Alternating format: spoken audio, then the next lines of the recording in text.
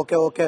ನೀವು ದೃಶ್ಯದಲ್ಲಿ ಗಮನಿಸಿರ್ಬೋದು, ಕೈಯಲ್ಲಿ ಖಡ್ಗ ಹಿಡಿದಿರೋದು, ಪೊಲೀಸ್ನವ್ರನ್ನ ಹೊಡೆಯೋದು, ಅಟ್ಟಿಸ್ಕೊಂಡು ಹೋಗೋದು. ಎಜುಕೇಟೆಡ್ ಮಾಡೋದಂತದಲ್ಲ ಇದು. ಹೇಳಿ. ಇದು ಯಾರು ಎಜುಕೇಟೆಡ್ ಅಂತ ವ್ಯಕ್ತಿಗಳು ಮಾಡೋಂತ ಕೆಲಸಗಳಲ್ಲ ಇದು. Okay okay. Thank you Prashant ಅವರೇ, ರಿಪಬ್ಲಿಕ್ ಕನ್ನಡ ಜೊತೆ ಮಾತಾಡೋದಕ್ಕಾಗಿ. ತಿಮ್ಮಪ್ಪ ನಾಯಕ್ ಬೆಂಗಳೂರಿಂದ ಕರೆ ಮಾಡಿದ್ದಾರೆ. ತಿಮ್ಮಪ್ಪ ನಾಯಕ್ ಅವರೇ ನಮಸ್ಕಾರ. ನಮಸ್ತೆ ಸರ್. ಏನ್ ಹೇಳೋದಕ್ಕೆ ಬಯಸ್ತೀರಾ ತಿಮ್ಮಪ್ಪ ನಾಯಕ್ ಅವರೇ? ಈ ಎಲ್ಲಾ ಘಟನೆಗಳನ್ನ, ಈ ಸತ್ಯಸಾಕ್ಷಿ ಮೊದಲ ವಿಡಿಯೋಗಳನ್ನ ನಾವು ಮೊದಲಿಗೆ ಏನಾಯ್ತು ಅನ್ನೋದನ್ನ ನಾವು ತೋರಿಸ್ತಾ ಇದ್ದೀವಿ ಸರ್. ನೀಟ್ ಇವ್ರದ್ದು ಆರಂಭ ಆಗಿರೋದು ನೀಟ್ ನಲ್ಲಿ ಏನೋ ಪ್ರಾಬ್ಲಮ್ ಆಯ್ತು, ಪೇಪರ್ ಲೀಕ್ ಆಯ್ತು ಅನ್ನೋ ಒಂದು ವಿಚಾರಕ್ಕೆ ಇವ್ರು ಬಂದಿರೋದು. ಅದನ್ನ ಮರೆತು ಬಿಟ್ಟು ದೇಶ ವಿರೋಧಿ ಹೇಳಿಕೆನ ಕೊಡ್ತಾ ಇರೋದು, ಅಲ್ಲಿ ಏನು ಹಿಂದೂಗಳ ವಿರುದ್ಧ ಮಾತಾಡೋದು, ಅದರ ಅವಶ್ಯಕತೆ ಇತ್ತ ಇವರಿಗೆ? ಒಂದು ಮಾಧ್ಯಮದ ಮಹಿಳೆ ಮೇಲೆ ಹೊಡೆದ್ರು ನಿನ್ನೆ ಮೊನ್ನೆ ನೋಡ್ತಾ ಇದರಲ್ಲಿ ಟಿವಿಯಲ್ಲಿ ನೋಡಿದೀನಿ ನಾನು, ಹಿಂದಿ ಮಾಧ್ಯಮದಲ್ಲಿ ಬರ್ತಾ ಇದೆ. ಅದ್ರ ಬಗ್ಗೆ ಏನ್ ಹೇಳ್ತಾರೆ ಇವರು? ಆ ತರ ಎಲ್ಲ ಅಮಾಯಕ ಪೊಲೀಸರ ಮೇಲೆಲ್ಲ ಹಲ್ಲೆ ಮಾಡಿದ್ದಾರೆ, ಪೆಟ್ರೋಲ್ ಬಂಕ್ ಅಲ್ಲೆಲ್ಲ ಇವರು ತೋಡ್ಪೋಡ್ ಮಾಡಿದ್ದಾರೆ. ಅದ್ರ ಬಗ್ಗೆ ಇವ್ರಿಗೆ ಏನು ಇದಿಲ್ಲ, ಬರೀ ನೀಟ್ ಎಕ್ಸಾಮ್ ಅಂತ ಹೇಳ್ತಾರೆ ವಿನಃ ಅದ್ರ ಬಗ್ಗೆ ಏನು ನೀಟ್ ಎಕ್ಸಾಮ್ ವಿಚಾರಣೆ ಮಾತಾಡಲ್ಲ ಅವರು. ಬರೀ ಅದು ಯಾವ್ದು ಅಲ್ಲಾ ಕಾ ನಾಮ್ ಹೇಗ, ಅದು ತಪ್ಪಲ್ವಾ? ಅಂದ್ರೆ ಶ್ರೀರಾಮ ಅಂದ್ರೆ ಇವ್ರಿಗೆ ಬಹಳ ವಿರೋಧ. ಇವ್ರದ್ದು ಉದ್ದೇಶನೇ ಏನೋ ಬೇರೆ ಏನಿದ್ದಂಗೆ ಕಾಣಿಸ್ತದೆ ಸರ್. ಅದೇ ಬಹಳ ಅನ್ಯಾಯ ಆಗ್ತಾ ಇದೆ ದೇಶದಲ್ಲಿ. ಇವ್ರು ವಿದ್ಯಾರ್ಥಿಗಳನ್ನ ಇಟ್ಕೊಂಡು ರಾಜಕೀಯ ಮಾಡ್ತಾ ಇದ್ದಾರೆ ಅಷ್ಟೇ, ಬಿಟ್ರೆ ಮತ್ತೇನು ಇಲ್ಲ. Yes, okay okay. Thank you Thimmappa ಅವರೇ, ರಿಪಬ್ಲಿಕ್ ಕನ್ನಡ ಜೊತೆ ಮಾತಾಡೋದಕ್ಕಾಗಿ. ಮತ್ತೊಬ್ಬರು ಕಾಲರ್ ಹೇಳಿದ್ದಾರೆ, ಶಿವಮೊಗ್ಗದಿಂದ ಕರೆ ಮಾಡಿದ್ದಾರೆ, ಪ್ರದೀಪ್ ಅಂತ ಹೇಳಿ. ಪ್ರದೀಪ್ ಅವರೇ ನಮಸ್ಕಾರ. ಸರ್ ನಮಸ್ಕಾರ ಸರ್. ಪ್ರದೀಪ್ ಅವರೇ, ಪ್ರತಿಯೊಂದು ದೃಶ್ಯಾವಳಿಗಳನ್ನ ದೃಶ್ಯ 1 ರಿಂದ 7 ದೃಶ್ಯಾವಳಿಗೂ ತೋರಿಸಿದೀವಿ ನಿಮ್ಗೆ. ಖಂಡಿತ ಎಲ್ಲ ನೋಡ್ತಾ ಇದೀವಿ. ನಮ್ಮ ರಾಜ್ಯದ ಗೃಹ ಸಚಿವರಾದವರು RSS ಇಂದು ರಿಜಿಸ್ಟರ್ ಆಗಿದೆ, ಅದಾಗಿದೆ, ಇದಾಗಿದೆ ಅಂತ ಕೇಳ್ತಾರಲ್ಲ. ಈ CJP ಏನ್ ರಿಜಿಸ್ಟರ್ ಆಗಿದೆಯಾ? ಯಾವ್ದ್ರಿ ಇದು? ಕಾಕ್ರೋಚ್ ಪಾರ್ಟಿ ಅಂದ್ರೆ ಯಾವ್ದ್ರಿ ಇದು? ಯಾವ್ದು ಇದು ಕಾಕ್ರೋಚ್ ಪಾರ್ಟಿ? ಇವರಿಗೆಲ್ಲ ಇನ್ನು ಭಾರತದಲ್ಲಿ ಇದ್ ಮಾಡೋದಕ್ಕೆ ಯಾರು ಕೊಟ್ಟಿರೋದು? ಇವ್ರಿಗೆ ಪರ್ಮಿಷನ್ ಯಾರು ಕೊಟ್ಟಿರೋದು ಇವ್ರಿಗೆ? ಫಸ್ಟ್ ಆಫ್ ಆಲ್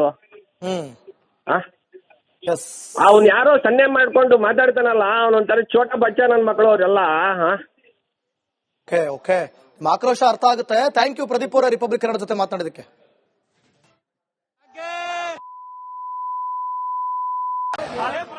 ವೀಕ್ಷಕರೇ, ನೀವು 7 ದೃಶ್ಯಾವಳಿಗಳವರೆಗೂ ನಿಮಗೆ ತೋರಿಸಿದ್ವಿ. ಅಷ್ಟೊತ್ತಿಗೆ ಪಬ್ಲಿಕ್ ಕಾಲರ್ಸ್ ಬಂದು ಅವ್ರನ್ನು ಕೂಡ ಮಾತನಾಡಿಸ್ತಾ ಇದೀವಿ.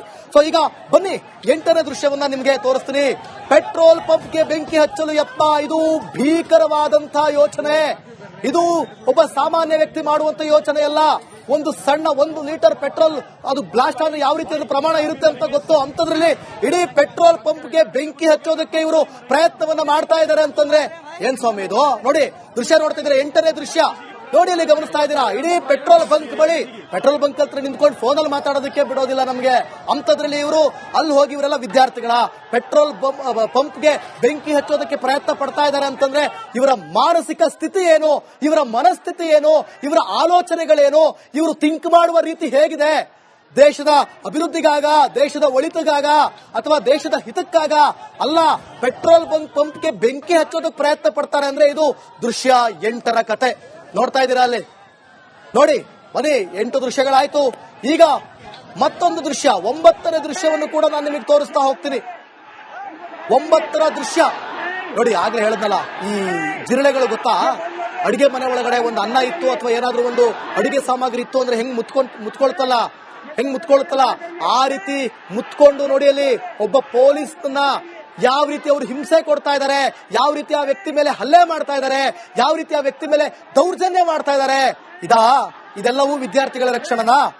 ಇವೆಲ್ಲವೂ ವಿದ್ಯಾರ್ಥಿಗಳ ಲಕ್ಷಣನಾ? ನಮ್ಮ ಎಜುಕೇಶನ್ ಸಿಸ್ಟಮ್ ಹೀಗಿದೆಯಾ? ಹೀಗೆಲ್ಲ ಮಾಡಿ ಅಂತ ಹೇಳ್ಕೊಡ್ತಾ ಇದೆಯಾ? ನಮ್ಮ ಸಂವಿಧಾನದಲ್ಲಿ ಹೀಗೆಲ್ಲ ಬರ್ದಿದ್ಯಾ? No, never. ಈ ರೀತಿ ಯಾರು ಹೇಳ್ಕೊಟ್ಟಿಲ್ಲ ಸ್ವಾಮಿ, ಈ ರೀತಿ ಯಾರು ಹೇಳ್ಕೊಟ್ಟಿಲ್ಲ. ಬನ್ನಿ, 10ನೇ ದೃಶ್ಯಾವಳಿಗಳು. ದೃಶ್ಯ 10, ಪೊಲೀಸ್ ವಾಹನಕ್ಕೆ ಕಲ್ಲು ತೂರಾಟ. ನೋಡ್ತಾ ಇದ್ದೀರಾ? ನೋಡಿದ್ರಾ? ಪೊಲೀಸ್ ವಾಹನಕ್ಕೆ ಏಕಾಏಕಿ ಬಂದ ಕಲ್ಲು ತಗೊಂಡು ಪೊಲೀಸ್ ವಾಹನಕ್ಕೆ ಈತ ಹೊಡೆದಿರುವಂತ ದೃಶ್ಯ.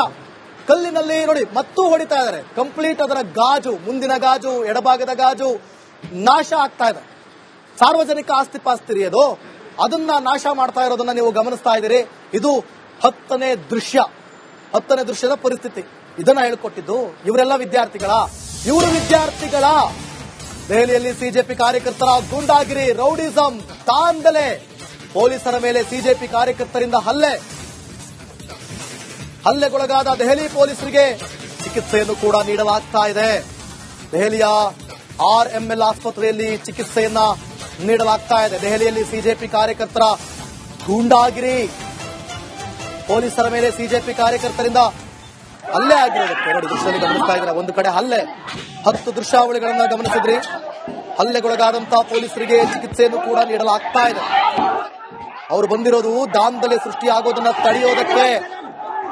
ಆಯ್ತಾ, ನೇಪಾಳದಲ್ಲಿ ಭಾಂಗದಲ್ಲಾದಂತ ಘಟನೆಗಳನ್ನ ಮರುಕಳಿಸಬಾರದು ಭಾರತದಲ್ಲಿ, ಅದನ್ನ ತಡೆಯೋದಕ್ಕೆ ಬಂದ್ರು, ನಿಮ್ಮನ್ನೆಲ್ಲ ಮನವೊಲಿಸೋದಕ್ಕೆ ಬಂದ್ರು. ಏಕಾಏಕಿ ಬಂದು ಯಾರು ವಿದ್ಯಾರ್ಥಿಗಳ ಮೇಲೆ ಹಲ್ಲೆ ಮಾಡೋದಕ್ಕೆ ಅವರಿಗೂ ಬುದ್ಧಿ ಇದೆ. ಅವರು ಒಂದಷ್ಟು ಎಥಿಕ್ಸ್ ಗಳನ್ನ ಇಟ್ಕೊಂಡೇ ಆ ಸ್ಥಾನಕ್ಕೆ ಬಂದಿರ್ತಾರೆ. RF ಸಿಬ್ಬಂದಿ ಮೇಲೆ ನೀವು ಹಲ್ಲೆ ಮಾಡ್ತೀರಿ, ಅವ್ರನ್ನ ನೆಲ ಕಚ್ಚಿಸ್ತೀರಿ, ಕೆಳಗಡೆ ಬೀಳಿಸ್ತೀರಿ, ಬ್ಯಾರಿಗೇಡ್ ಗಳನ್ನ ಉರುಳಿಸ್ತೀರಿ, ಪೊಲೀಸ್ ವೆಹಿಕಲ್ ಗಳನ್ನ ಕಲ್ಲಲ್ಲಿ ಹೊಡಿತೀರಿ,